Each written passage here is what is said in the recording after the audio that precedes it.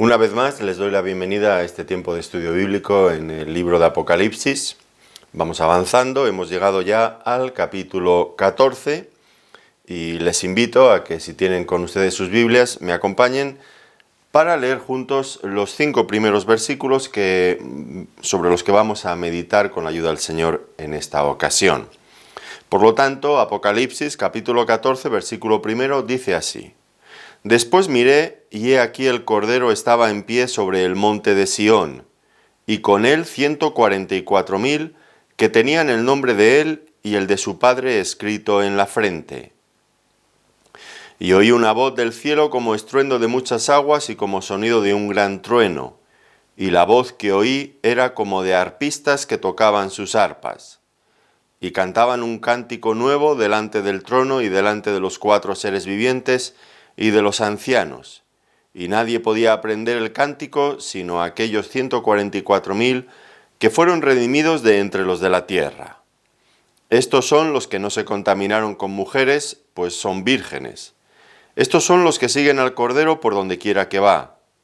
Estos fueron redimidos de entre los hombres como primicias para Dios y para el Cordero, y en sus bocas no fue hallada mentira, pues son sin mancha delante del trono de Dios.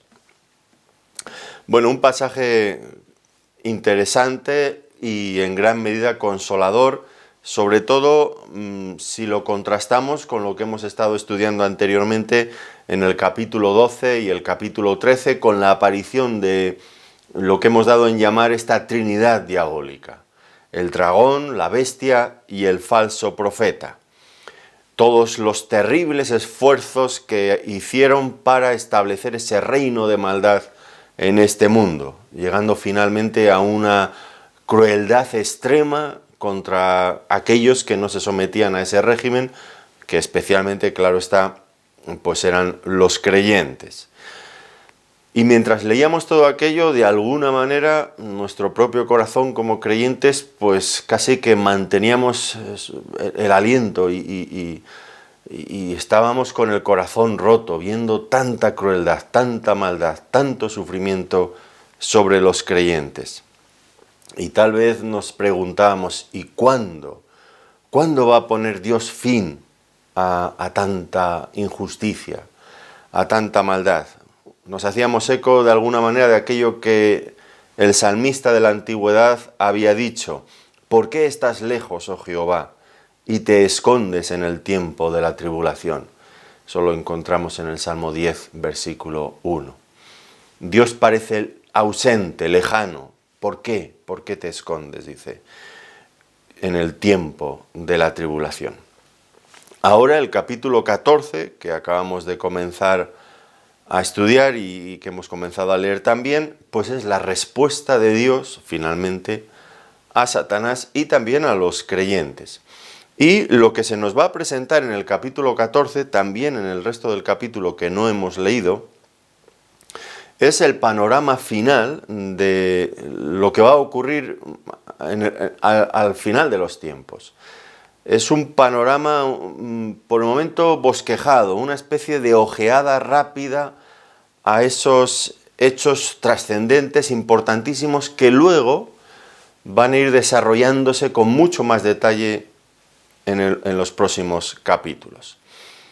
Ya he dicho en otras ocasiones que el propósito de Apocalipsis no es tanto crear delante de nosotros un panorama cronológico de acontecimientos, esto viene primero, esto viene después, esto es al final. Por eso a veces podemos encontrarnos, como aquí en esta ocasión, que se nos hace un resumen de cosas que luego vuelven a aparecer al final, ya desarrolladas ampliamente. Veremos que el Señor aparece aquí en el monte de Sión y luego veremos que todavía no está. Bueno, de alguna forma se adelantan los hechos y luego se vuelven, como digo, a describir con total amplitud y detalle. Y en todo caso, pues nos sirve como un adelanto consolador, evidentemente, muy consolador. ¿Por qué? Bueno, porque lo primero que nos vamos a encontrar es con nuestro Señor Jesucristo en pie en el monte de Sión. Y no está solo, sino que viene en compañía de 144.000, que son aquellos que aquí son presentados como los que han vencido a la bestia. ¿Por qué? Bueno, pues que no aceptaron el sello, la marca de la bestia. Y evidentemente sufrieron mucho, muchísimo. Recuerdan esa angustia que produciría el no poder comprar ni vender, ser excluidos completamente de la sociedad, no tener lo necesario, las medicinas, los productos básicos, los padres viendo morir a sus hijos porque no les pueden proporcionar pan, no les pueden proporcionar leche, no pueden darles de comer, si se ponen enfermos no pueden llamar a un médico, no pueden comprar medicinas. Tuvieron que sufrir muchísimo. Y ahora lo que vamos a comprobar en este capítulo es que sí que vale la pena vivir y morir por Cristo. Vale la pena mantener un testimonio fiel, aunque cueste, aunque tengamos que sellarlo con nuestras propias vidas. Ahora para ellos la prueba ha terminado y los vamos a encontrar aquí, que se unen a los coros celestiales y todos a una vuelven a cantar y adorar al Señor con fuerza, celebrando ya la inminente llegada del reino de Dios, del Señor Jesucristo. Este es el tema.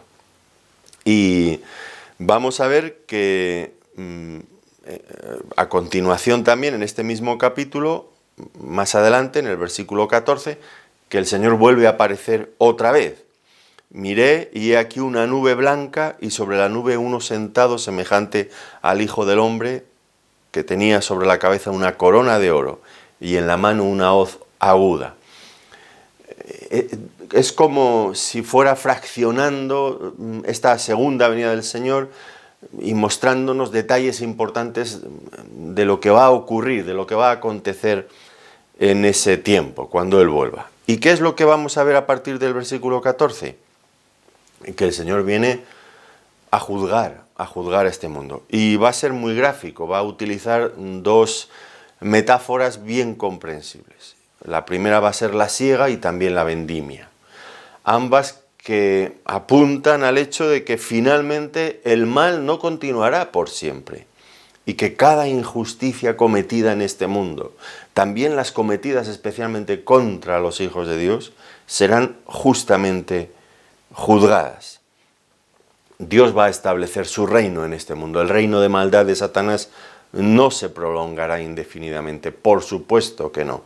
Y la presencia del Señor Jesucristo en este mundo garantiza que eso no va a ser así. Ahora, vamos viendo que Él viene a reinar, viene a juzgar. Las dos cosas las vemos en el capítulo 14. Y en medio de estos dos pasajes, el que comienza en el versículo 1 y el que comienza en el versículo 14, nos encontramos con tres ángeles que traen un mensaje. Y es que en tanto que estos acontecimientos ocurren, llegan a su clímax, a su desarrollo pleno, todavía hay oportunidad para el hombre. Y Dios sigue buscando insistentemente a los hombres para que sean salvos. Un ángel publicará en el cielo acerca de la segunda venida y publicará este mensaje, el Evangelio de salvación a todos los moradores de la tierra, a toda nación, tribu, lengua, pueblo, para que lo puedan escuchar. Es el momento de tomar una decisión, el tiempo se acaba, el fin se acerca. Y hay que tomar la decisión correcta y posicionarse junto al Cordero de Dios, porque no hacerlo así implica necesariamente colocarse en el otro bando. Ya lo hemos dicho otras veces, no hay terreno neutral espiritualmente hablando. O estamos con Dios o estamos contra Dios, lo que implica asociarnos con Satanás. Por lo tanto, este es un poco a modo de introducción lo que nos vamos a encontrar en el capítulo 14, que ya digo, es un anticipo, luego se va a desarrollar mucho más plenamente. Pero de antemano ya, de alguna manera necesitamos escuchar esto, porque el capítulo 13 y el 12 fueron desoladores. A mí, por lo menos, estudiarlo y meditar en ello me dejó el corazón roto, ver tanta maldad, tanto sufrimiento sobre el pueblo de Dios. Y el capítulo 14 es un balón de oxígeno, en fin, vuelve a correr el aire fresco. Menos mal, menos mal. Bueno, a modo de introducción esto. Vamos entonces ya a los detalles. Ahora lo primero que encontramos en la escena es que el Cordero de Dios, estaba en pie sobre el monte de Sión. Y es sin duda un fuerte contraste. Fijémonos cómo es descrito, ya ha aparecido así, siempre aparece así en Apocalipsis, ¿no? El Cordero. Pero no olvidemos lo que acabamos de leer en los versículos anteriores. La bestia que surge de la tierra, la bestia que surge del mar, el dragón y ahora un cordero. Es tan diferente. El contraste no puede ser más fuerte. Y nos alegramos de verdad de encontrarnos ya con el Cordero. Lo necesitábamos, de verdad que sí, lo necesitábamos, frente a tanta crueldad como hemos visto antes. Ahora, hay personas que vienen a Apocalipsis y no sé si sintonizan con esto que estoy diciendo, porque vienen a Apocalipsis por curiosidad. Vamos a ver, ¿cuál va a ser la marca de la bestia? ¿En qué consiste el número 666? Están atraídos por estas cosas, por lo sensacional de estos detalles. Pero no se paran, no llegan a comprender, me temo, lamentablemente, no llegan a entender que todo esto forma parte de un reino de maldad, un reino diabólico. Y no sé si entienden tampoco las penurias, el sufrimiento que los creyentes van a tener que atravesar en esa época final. Y por lo tanto tampoco estoy muy seguro si se alegran ahora cuando ven al Señor apareciendo sobre el monte de Sión triunfante. No lo sé si se alegran. Pero si vamos viendo y sintiendo de cerca, haciendo nuestros estos pasajes, ahora mismo, cuando llegamos al capítulo 14, versículo 1, estamos en uno de los mayores climas del libro de Apocalipsis, en estos relatos. Cristo viniendo a reinar. Fijémonos en los detalles. Dice, después miré y aquí el Cordero estaba en pie sobre el monte de Sión. Por lo tanto, el Señor aquí ha dejado su trono y ahora está encima del monte de Sión. ¿Y por qué? ¿Por qué en el monte de Sión? ¿Por qué elige este lugar? Bueno, la historia del monte de Sión es interesante. Recuerdan ustedes que David, el rey David, tomó a los jebuseos la fortaleza de Sión que se encontraba en Jerusalén. Era una parte, la fortaleza en Jerusalén. Y una vez conquistada, estableció allí la corte real, su residencia real. Más tarde, Salomón, su hijo, siguiendo las instrucciones de su padre David, pues fue allí donde edificó el templo, porque Dios se lo había indicado que debía de ser allí, donde debía de edificar el templo. Así que Sión fue conocida como la ciudad del gran rey, Salmo 48, 2. Y, por lo tanto, la sede del gobierno teocrático de Dios en esta tierra. Hay numerosos pasajes que lo confirman. Fíjense el Salmo 132, versículos 13 y 14. Porque Jehová ha elegido a Sión, la quiso por habitación para sí. Este es para siempre el lugar de mi reposo. Aquí habitaré, porque la he querido.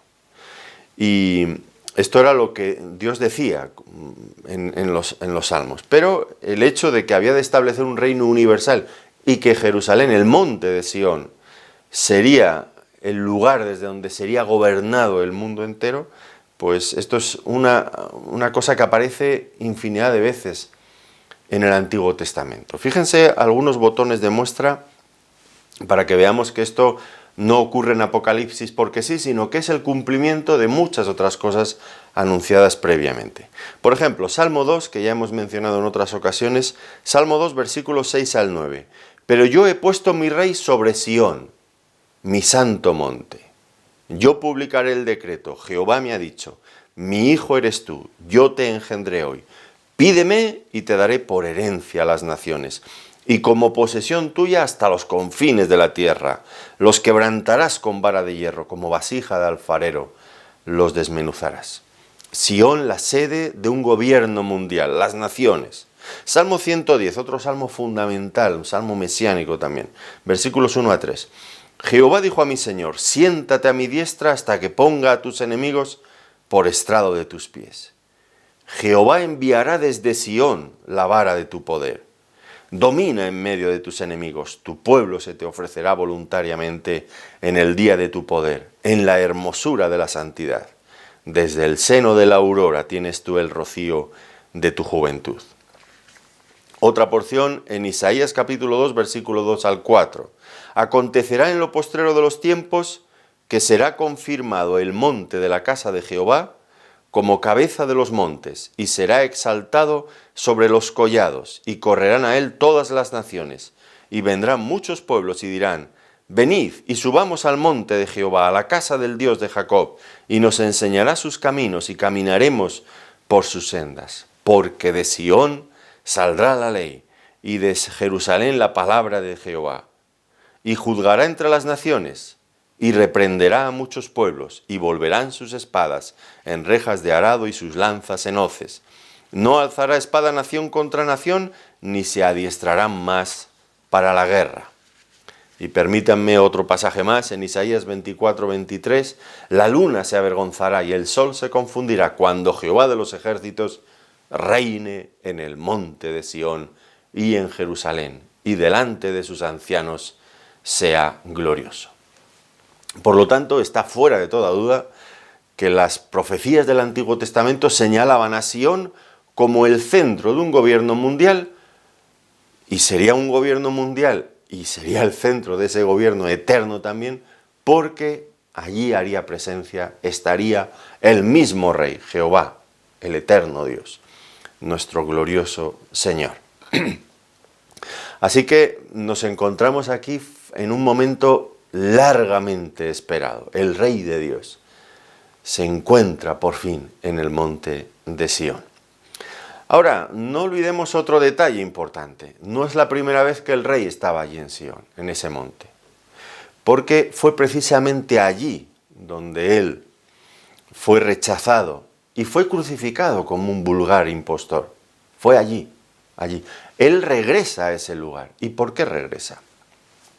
Bueno, porque todavía no ha recibido la vindicación que debe recibir. Es verdad que cuando él murió, fue crucificado, Dios lo vindicó. ¿Cómo lo vindicó? Bueno, lo vindicó resucitándole de entre los muertos, diciendo, no estoy de acuerdo, no apruebo de ninguna manera la sentencia del tribunal judío y del tribunal romano. Habéis condenado a mi hijo injustamente, y la evidencia de que eso no cuenta de ninguna manera con mi aprobación, pues lo voy a demostrar resucitando a mi hijo de entre los muertos. Y eso ocurrió. Ahora bien, solamente un pequeño grupo de discípulos comprobaron esta verdad. Un grupo numeroso en algunas ocasiones, pero pequeño en todo caso. Vieron esta vindicación de parte de Dios. Ahora la cosa va a cambiar por completo. Ahora el Señor viene allí a este sitio donde le rechazaron, pero viene con toda su gloria, con toda su majestad. Y allí, donde fue coronado de espinas, será coronado como el Rey legítimo de cielos y tierra, el Rey de reyes y el Señor de señores. Va a ser un momento realmente especial, volver a ese lugar donde fue rechazado, pero ahora ya como Rey glorioso. Será emocionante, sin duda. También vemos que no venía solo, sino que con él 144.000 que tenían el nombre de él y el de su padre escrito en su frente. Ahora, ¿quiénes son estos 144.000 que acompañan al Señor en su venida? Bueno, pues ya los hemos encontrado antes. Yo entiendo que son los mismos que vimos en el capítulo 7, en los primeros versículos. 144.000, 12.000 de cada una de las 12 tribus de Israel. Y es interesante, ¿no? Porque de alguna manera es como si se abriera un paréntesis al comienzo en el capítulo 7 y ese paréntesis se cerrara en el capítulo 14. Allí en el capítulo 7 dice que los sella para que sean librados de la ira del Cordero. Y a continuación vienen una serie de juicios terribles de parte de Dios. Y ahora los encontramos en el capítulo 14. Y son los mismos, exactamente los mismos. Fueron sellados y fueron protegidos. Y aquí están con el Señor en el cielo. Ahora, decimos que han sido protegidos por el Señor, en este paréntesis de juicios, en todas las cosas que han pasado. ¿Cómo fueron protegidos? Esta es una pregunta difícil y nosotros tenemos nuestras preferencias, claro, al contestarla, pero ¿cuáles son los hechos? Esta es la cosa importante, ¿no? ¿Cuál sería nuestra preferencia? Bueno, nosotros siempre queremos imaginar que Dios protege a los creyentes sacándolos de todo dolor y de todo sufrimiento. Pero no sé si eso es exactamente lo que ocurrió aquí. Más bien me temo que no fue esto, sino que probablemente sufrieron parte de los castigos, o de alguna manera tal vez sufrieron algo de los juicios que vinieron con el toque de las trompetas, pero lo que seguramente, prácticamente seguro, sufrieron fue bajo el régimen de la bestia. Entonces, ¿cómo debemos de interpretar que fueron protegidos por Dios? Bueno, lo que quiere decir la palabra de Dios, la promesa que encontramos en el capítulo 7 fue que fueron librados de la ira del Cordero. Eso quiere decir que no van a sufrir los juicios de Dios eternamente, esos juicios que aquellos que no quieren reconocer al Señor van a sufrir, que el propio Satanás va a sufrir en el lago de fuego y azufre que arde eternamente. Por lo tanto, es probable que han sido protegidos en el sentido de que la ira de Dios no les va a tocar, pero sí que es cierto que han sufrido la ira de los hombres, eso puede ser cierto. Tenemos un modelo que nos puede servir de orientación en el capítulo 11, cuando vimos a aquellos dos testigos que estaban profetizando y hablando, testificando en Jerusalén en el mismo templo. ¿Fueron protegidos por un tiempo? Sí, es verdad, pero finalmente la bestia los mató. Pero vencieron y estaban con el Señor los resucitó y los llevó al cielo. Aquí ocurre algo parecido con estos 144.000. Probablemente han tenido que pasar por la tribulación, bueno, lo dice el texto, y han muerto, pero están con el Señor, disfrutando ya de la gloria. Pues han salido victoriosos, porque el Señor los ha guardado, los ha preservado, y son los mismos. Fíjense en este detalle, ¿no? Los 144.000. Decimos que los ha protegido, claro. No hay 140.000, hay 144.000. No hay 143.000, no hay 144.000. Exactamente los mismos que fueron sellados. Ni uno solo falta. Ni uno solo se perdió. Ni uno solo dejó de estar con el Señor en la gloria. Ninguno de ellos ha sido expuesto a la ira de Dios, la ira venidera de Dios en el infierno. Como digo, eso no quita que sí que sufrieron la ira de los hombres, probablemente sí, sobre todo en la gran tribulación de la bestia. Pero ahora están con Dios, disfrutando de la comunión con Dios. Y es importante esto, ¿no? Porque cuando acabamos de leer el capítulo 13 y veíamos ese control férreo de Satanás sobre cada persona y especialmente sobre los creyentes, pensábamos, ¿y quién podrá enfrentarse a la bestia? ¿Quién podrá soportar esta clase de odio tan cruel? ¿Quién podrá salir victorioso de aquí? Y vemos que sí, que hay 144.000. Pero no son los únicos, porque noten bien que dice que estos fueron redimidos de entre los hombres como primicias para Dios y para el Cordero. Primicias, que da la idea de los primeros frutos, pero no los únicos frutos. Son una parte especial de un grupo mucho más grande. Claro que se puede vencer a la bestia y al régimen terrible de crueldad de la bestia. ¿Y se puede vencer cómo? Bueno, se puede vencer por el Señor, con la ayuda del Señor, porque ellos tenían el nombre del Cordero y de su Padre. Esto es fundamental. La bestia había puesto su nombre en los que sellaba, en los que marcaba. Cristo puso su nombre. Es en el nombre de Dios que somos salvados, porque Él cuida de los que son suyos.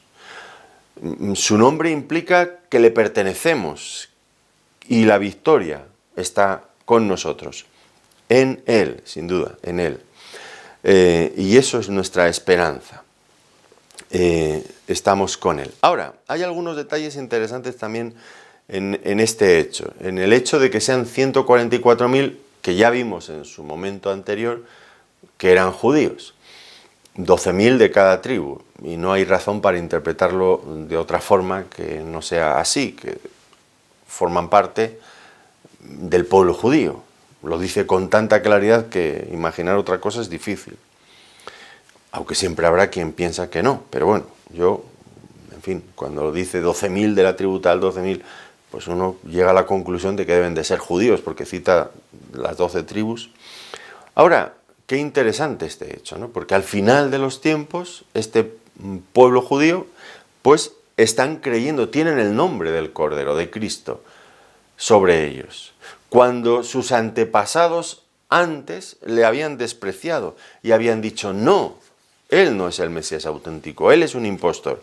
Y aquí, bueno, pues lo que se subraya es lo que ya hemos visto en otras ocasiones en el libro de Apocalipsis, que Israel llegará un momento que creerán en el Mesías, la conversión futura de Israel. Aquí lo vemos. Y ellos confiarán en Cristo, el único que les puede dar la victoria final sobre el diablo, porque en Cristo nuestros caminos se distancian del diablo. Él y sus seguidores sí que van a sufrir la ira de Dios, pero aquellos que creen en Cristo son salvados, son vencedores por el nombre de Cristo. No hay otro lugar donde podemos vencer. Y ahora les vemos cantando un cántico nuevo delante del trono. Esto, mientras esta escena primera ocurría aquí en la tierra, pues ahora Juan escucha una voz en el cielo. Una voz como estruendo de muchas aguas y como sonido de un gran trueno. Y la voz que hoy era como de arpistas que tocaban sus arpas. Esta voz provenía de un coro celestial.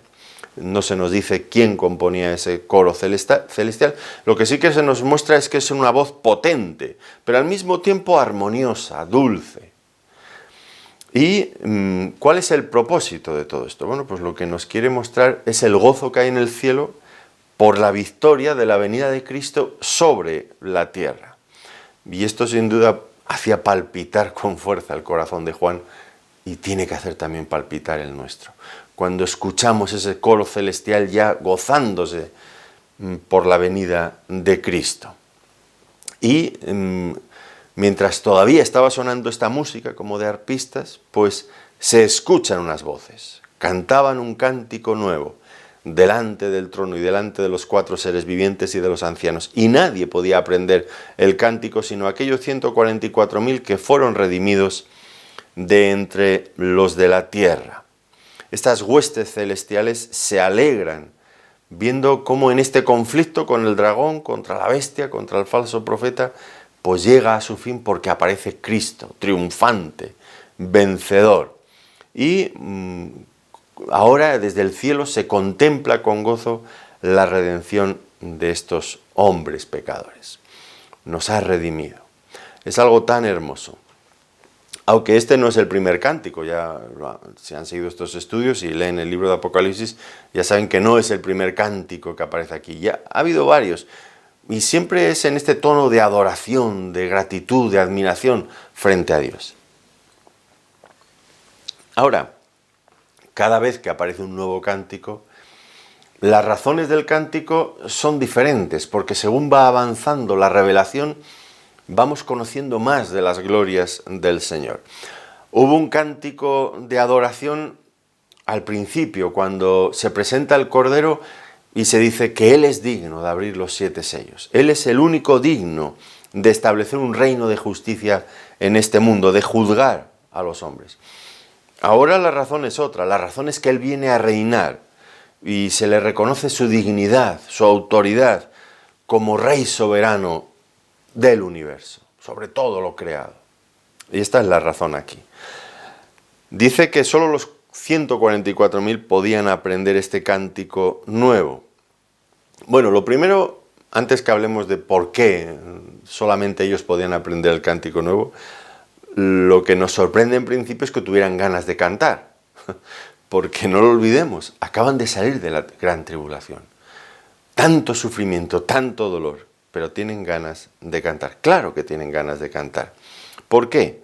Porque tienen un profundo gozo en su corazón, por la protección divina, porque Dios les ha guardado finalmente de la ira del Cordero. Están con Él en su presencia. Dios enjugará toda lágrima de ellos, les consolará. Miraremos al pasado sin dolor, por mucho que haya sido lo que hayamos podido sufrir en este mundo, y lo recordaremos, estoy convencido de ello, pero no traerá a nosotros dolor. Ya no podrá herirnos más, de ninguna de las maneras. Ahora, esto es lo primero que nos sorprende. ¿Cómo pueden tener ganas de cantar? Claro que tienen ganas de cantar.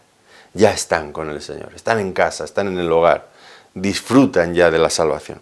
Pero también dice que nadie podía aprender este cántico, porque no cantamos por cantar, cuando cantamos de verdad, porque algunos han dicho que los creyentes muchas veces nos volvemos grandes mentirosos cuando cantamos, porque a veces decimos cosas que no sentimos o que no vivimos.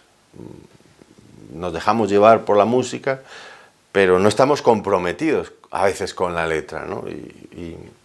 Y a veces cantamos, ya digo, por inercia, pero a veces no se corresponde con lo que realmente creemos o estamos dispuestos a hacer para Dios. Una cosa es lo que decimos en nuestras canciones y otra cosa es lo que hacemos. Pero cuando hay esa consonancia y cuando realmente lo que cantamos es lo que vivimos, pues para cantar ciertas cosas es necesario haber llegado previamente a cierto punto de compromiso, de madurez, a ciertas experiencias.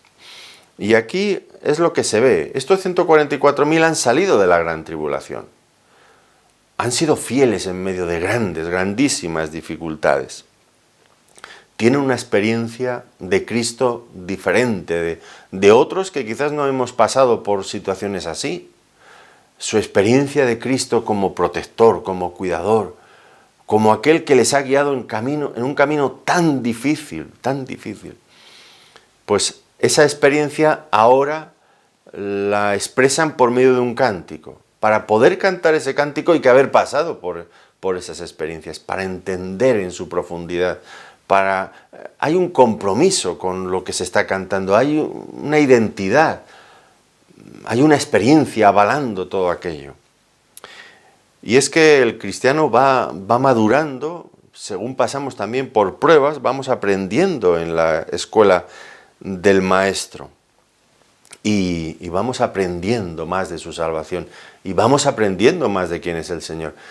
Y nuestra forma de adorar a Dios va cambiando también.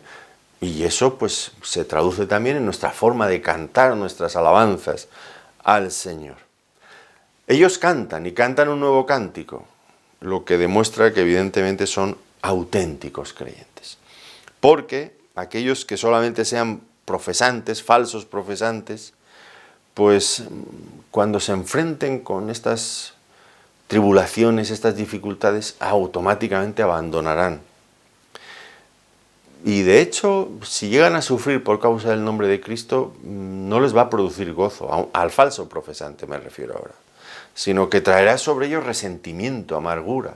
Si se ven implicados, igual estaban en una iglesia, o se han identificado como creyentes en algún momento y el diablo los persigue por esta causa, pero ellos no lo son, pues ¿qué van a sentir? No van a sentir gozo, van a sentir frustración, amargura. Pero el verdadero creyente, incluso en estas situaciones, puede sentir confianza, puede sentir gozo, está madurando, está comprendiendo cada vez más de Cristo, está llegando a un grado de identificación con el Señor cada vez mayor.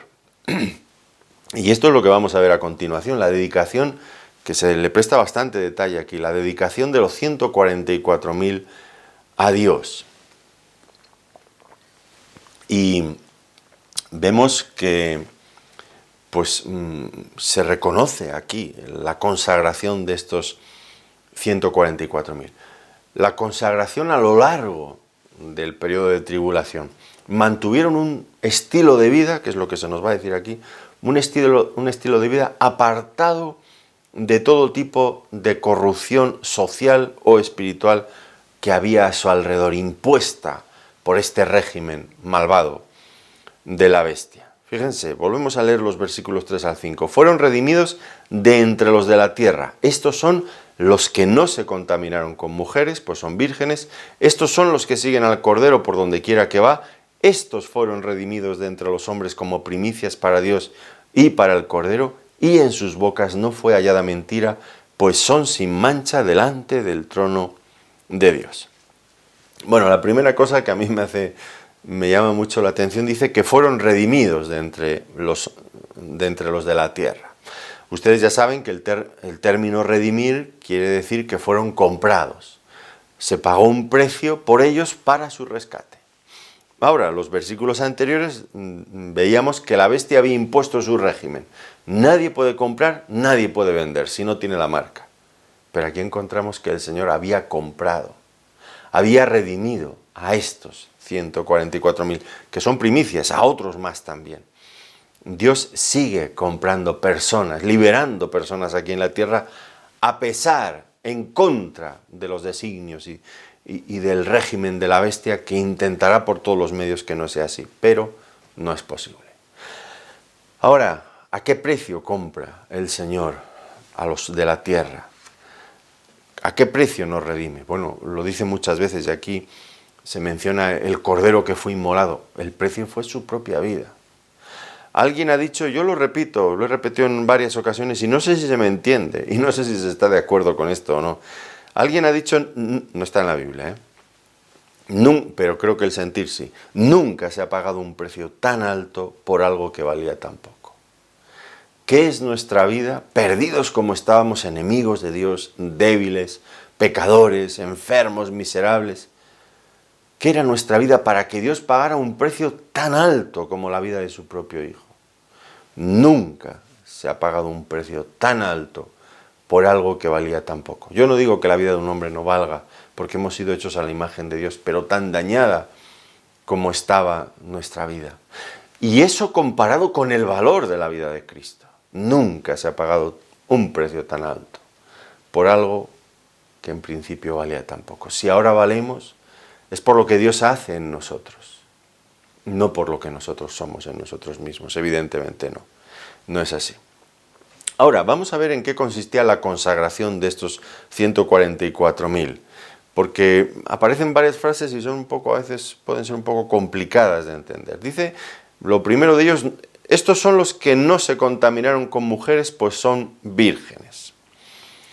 Y si lo interpretamos literalmente, como vírgenes, porque no han llegado a casarse, han sido célibes en su vida, pues esto genera cierta dificultad, porque en la Biblia nunca vemos que las relaciones sexuales dentro del marco del matrimonio pues provoquen ningún tipo de contaminación. Una persona que está casada y tiene relaciones con su mujer o con su marido, pues no se contamina por ello. Así que el hecho de que estos sean vírgenes pues no aporta, en ese sentido literal, no aporta mayor consagración, por lo menos no lo vemos así en el resto de la Biblia. Por lo tanto, lo más conveniente tal vez sea interpretar esta virginidad en el sentido espiritual, en el sentido de nuestra unión con Cristo. Esta sería la idea. Una idea que por otro lado es apoyada por lo que dice el apóstol Pablo en 2 Corintios capítulo 11 versículo 2, porque os celo con celo de Dios, pues os he desposado con un solo esposo para presentaros, fíjense, para presentaros como una virgen pura a Cristo. Los creyentes como una virgen pura a Cristo, no que no estuvieran casados, sino esta unión con Cristo. Más adelante vemos también la iglesia que aparece bajo la figura de la esposa del Cordero, en contraste con la gran ramera que fornica con todos los reyes de la tierra. Por lo tanto, la pureza de la esposa de Cristo, una virgen. Y en este sentido, pues la virginidad de estos 144.000 se ha de entender como su fidelidad espiritual al Señor en medio de las duras condiciones de la tribulación. A pesar de que lo tenían todo en contra, ellos fueron fieles al Señor, no adoraron a la imagen. no se hicieron culpables de apostasía espiritual, nada de todo esto, limpios, puros. No olvidemos que esto de la idolatría, que era lo que pretendía la bestia, que todo el mundo adorara a la imagen de la bestia, la idolatría era considerado en el Antiguo Testamento como un pecado. Se usaba esta terminología, estas metáforas, como un pecado de fornicación, de adulterio espiritual. Tantas y tantas veces aparece así expresado por los profetas. Ahora, habiendo dicho esto, pues tal vez haya una posibilidad de interpretarlo literalmente. No porque la Biblia exalte el celibato sobre el matrimonio, esto ya no aparece en ninguna parte en la Biblia, esto está claro. Pero lo que sí que aparece, y esto puede ser una interpretación aquí en este pasaje, pues es que hay ciertas circunstancias a veces que pueden aconsejar, que pueden favorecer el quedarse soltero, ser virgen.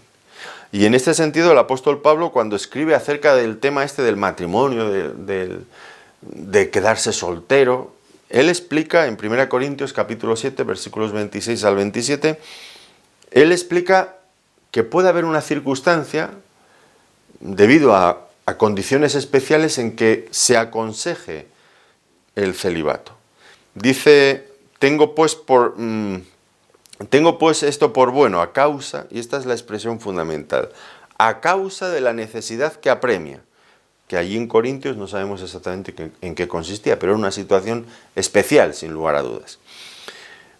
Que a causa de la necesidad que apremia, que hará bien el hombre en quedarse como está. ¿Estás ligado a mujer? No procures soltarte. ¿Estás libre de mujer? No procures casarte. No procures casarte a causa de la necesidad que apremia. Puede haber circunstancias especiales en las que conviene no casarse y mantenerse soltero. Por ejemplo, aquí en la tribulación, pues no sería difícil entender que una persona que no tiene cargas familiares, pues puede enfrentar con más facilidad, dentro de lo difícil que es, evidentemente, puede enfrentar con más facilidad la gran tribulación, todo el periodo de la bestia, que alguien que tiene mujer e hijos. Pablo lo explica allí también en 1 Corintios 7. Un hombre que tiene hijos, que tiene mujer, cuando no pueda comprar ni vender ni dar de comer a sus hijos, pues va a ser una angustia inimaginable. Pero un hombre que no tiene esas cargas familiares, pues es bastante más sencillo, ya digo, dentro de lo complicado, pues enfrentar todo eso. Ahora, esto vendría confirmado también por algo que le ocurrió al profeta Jeremías, porque Dios le mandó lo mismo en este sentido. Fíjense en Jeremías, en el capítulo 16, versículos 1 al 4, Dios le dice que no debía de casarse también, por una situación idéntica. Vino a mí palabra de Jehová diciendo, no tomarás para ti mujer, ni tendrás hijos ni hijas en este lugar. Esta es la prohibición. ¿Por qué? Porque así ha dicho Jehová acerca de los hijos y de las hijas que nazcan en este lugar, de sus madres que los den a luz y de los padres que los engendren en esta tierra. De dolorosas enfermedades morirán, no serán plañidos ni enterrados, serán como estiércol sobre la faz de la tierra, con espada y con hambre serán consumidos, y sus cuerpos servirán de comida a las aves del cielo y a las bestias de la tierra. Bueno, pues aquello que iba a atravesar el pueblo de Israel en la época de Jeremías, con la invasión babilónica, pues sería comparable a la situación que se puede vivir aquí. Entonces puede que su virginidad pueda referirse también a cierta decisión de no casarse por estas circunstancias. No lo sé. Yo me inclino más al tema de la fidelidad espiritual, una virgen pura que se presenta a Cristo, esa fidelidad en momentos difíciles. La segunda cosa en la que se observa también esta consagración de los 144.000 es que estos son los que siguen al Cordero por donde quiera que va. Es decir, ellos no eligen su propio camino, no hacen lo que quieren, sino que siguen a Cristo. Y eso, en estos momentos, evidentemente les conduce a un solo lugar, que es hacia la muerte, hacia la muerte. Pero al obedecer de esta forma, a seguir a Cristo de esta forma incondicional, pues por un lado demuestran su plena confianza en Cristo, pero también por otro su amor por Él, su devoción por Él. Seguir al Señor en la vida diaria es difícil, ¿no? Pero seguirle en esos momentos de tanta oposición, donde declararse creyente implica morir, pues demuestran que aman de verdad al Señor. Es verdad, la fidelidad a Cristo siempre es costosa, pero negarse a los dictámenes de la bestia, pues va a ser indudablemente muy difícil. ¿Qué será la sensación de soledad en aquellos momentos de los creyentes en el régimen de la bestia? La soledad. El no tener, el estar siempre nadando contra corriente, pues pueden resultar sensaciones realmente dolorosas por un lado y agotadoras por otro. Difícil, esta presión que va a imponer la bestia. En todo caso, este pasaje aquí, como estaba diciendo antes, nos viene bien, porque nos muestra el final, y con él se demuestra que vale la pena servir a Cristo. Es más, que es un auténtico privilegio ser fieles a Cristo en cualquier circunstancia por la que tengamos que atravesar. Al fin y al cabo, esto que dice aquí, estos son los que siguen al Cordero por donde quiera que va, pues es la característica fundamental de un verdadero cristiano, de un verdadero creyente.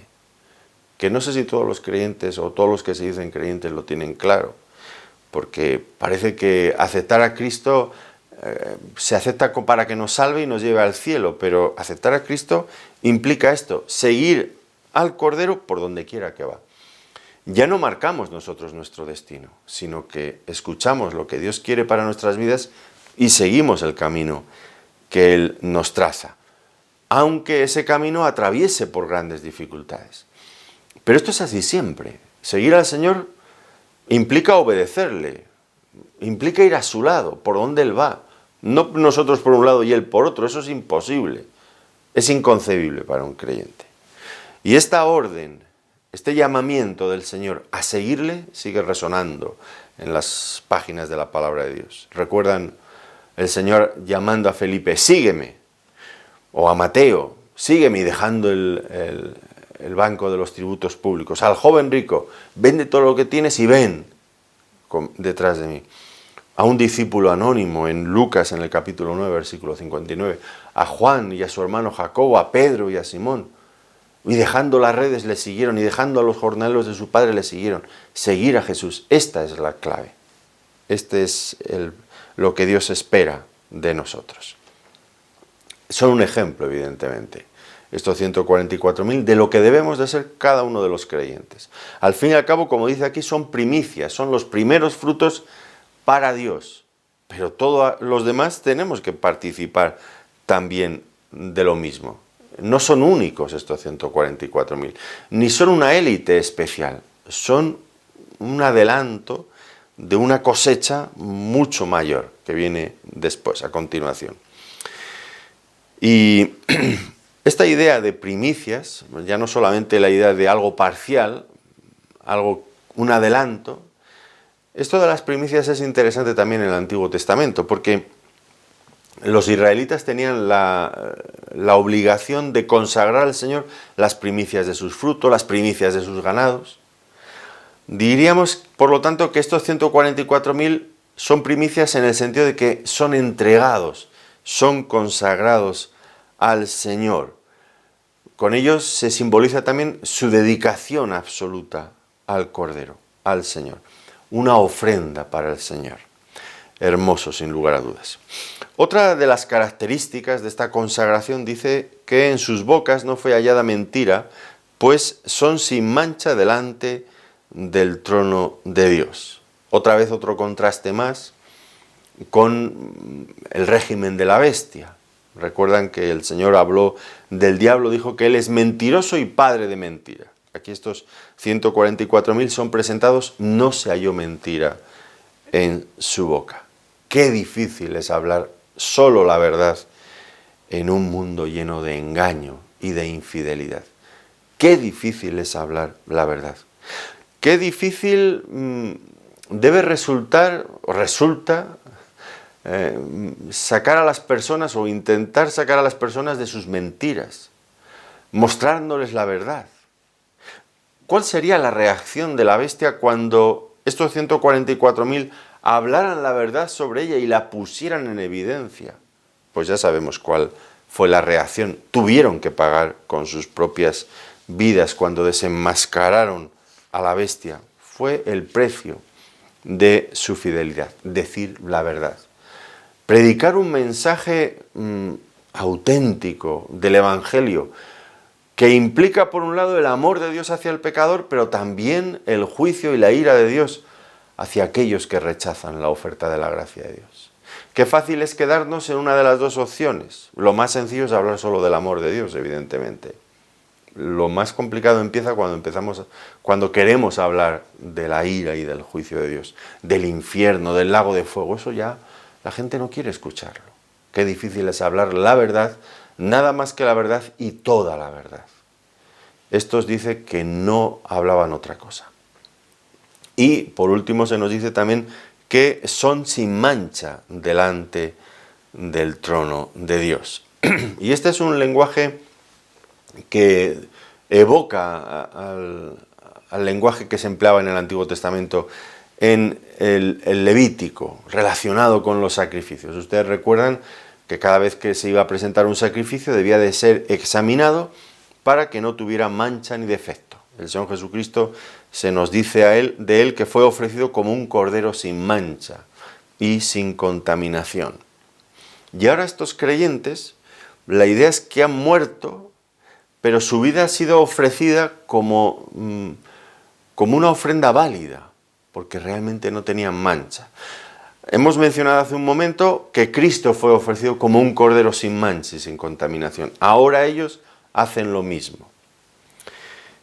Es un poco esta idea del apóstol Pablo cuando él expresa en Romanos en el capítulo 12: os ruego por las misericordias de Dios que presentéis vuestros cuerpos en sacrificio vivo, santo, agradable a Dios, que es vuestro culto racional.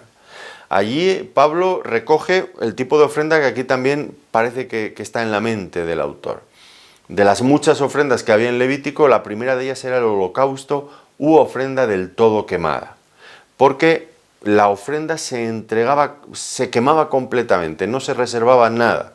En otras ofrendas se reservaba una parte para el sacerdote o se reservaba una parte para el que la ofrecía, pero en el holocausto no se reservaba nada, todo era enteramente quemado y ofrecido un olor grato para el Señor. Y aquí estos se entregan en una ofrenda de este tipo, como Cristo se entregó, ellos también se entregan y son sin mancha. Es una ofrenda, por lo tanto, que agrada a Dios. Ellos salen de este mundo como si fuera un olor grato que sube, que asciende a la presencia de Dios y que le agrada. Y ahora, de hecho, ya están allí con el Señor. Ellos aparecen aquí con el Señor. Nosotros todavía estamos en el camino. En este momento, todavía estamos en el camino. Todavía atravesamos por este mundo perverso y malvado. Y probablemente estemos en el tramo final de este camino, porque los acontecimientos, todo parece indicar que estamos entrando en la recta final. Están ocurriendo cosas que el que lo quiera entender, que lo entienda, pero las cosas están claras. Algo está pasando en este mundo que está conmocionando todo el mundo, cosas que nunca habíamos vivido. Están pasando muchas cosas muy serias, muy serias. Estamos, yo creo que estamos en la recta final. ¿Y qué debemos de plantearnos en este momento?